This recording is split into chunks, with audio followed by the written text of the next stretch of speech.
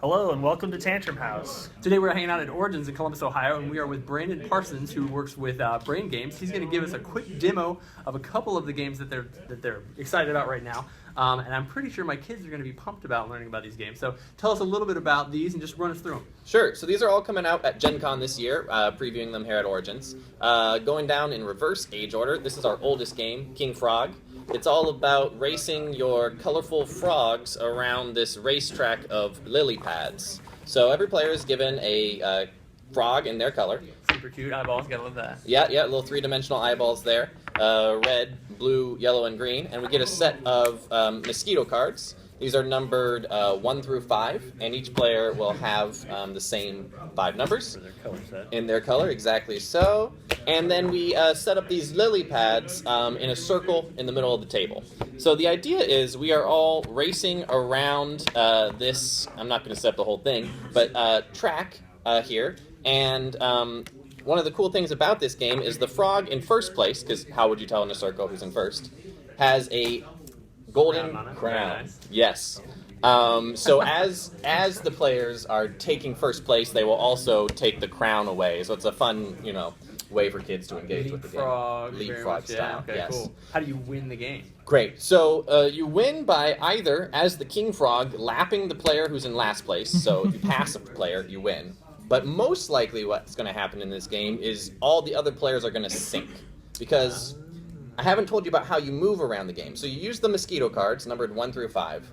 And each turn is played in 3 phases. The first is planning. You're going to pick one of your 5 mosquito cards. We all lock it in. Then it's the leaping phase. We all reveal our cards, and we move forward that many spaces.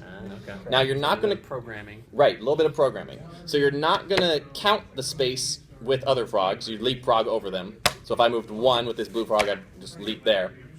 And what you want to do is you want to land on the lily pads in your player color. Okay. So if yellow is able to move forward enough spaces to land on yellow, yellow gets their card back in their hand. However, if they don't land on your color, you lose that card for the rest of the game. Oh, wow. So you are 1/5 of the way to being eliminated.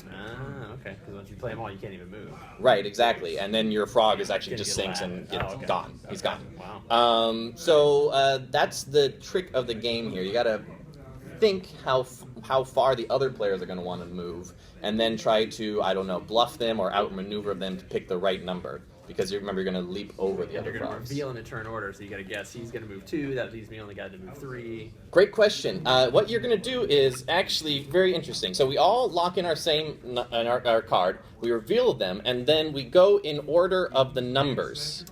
So first we go with the smallest number, and then last we will go with the biggest number. Okay. And in case of a tie, if we both pick the same number, then what happens is the frog furthest behind will move first. Okay. All right. Excellent. So that sounds like a lot of fun decision making.